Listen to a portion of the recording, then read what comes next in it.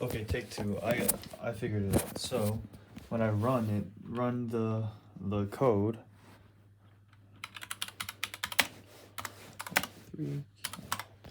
Okay, so let's say that this is the camera, right? The conveyor belt. The plate is gonna move along this camera range, and this is how my code is gonna run. So there's a massive delay here because my Raspberry Pi only has 4 gigs of RAM. But as the plate passes by,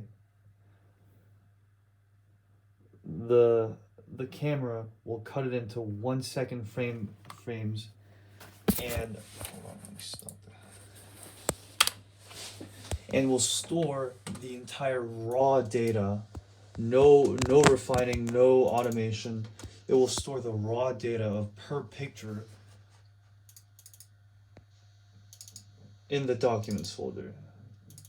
So as you can see now, there's a new folder that has been created. That's today.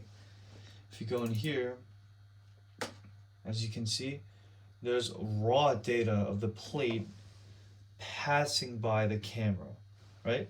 So each plate, you see, will be passing by, right? So now, here, this is my idea on improvements. So what we have done now is we have captured the plate. Not necessarily, we haven't started analyzing it yet. Now, when the plate passes the camera, it should now be able to detect in what range the plate should fall in. All right, let me make this a bit clearer.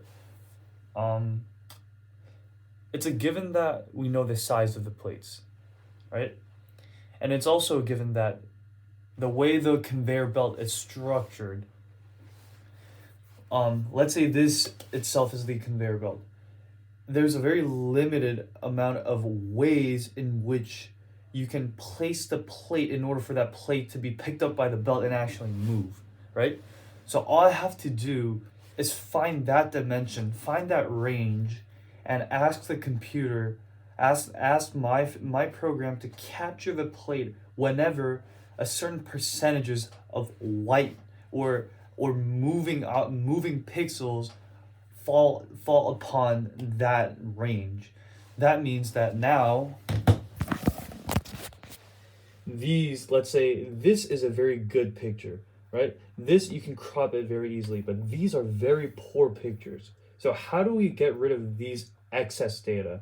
Well, I'm going to now improve on my code and ask, and so that it only captures this part whenever it falls within this range. So yeah, that will be my next move.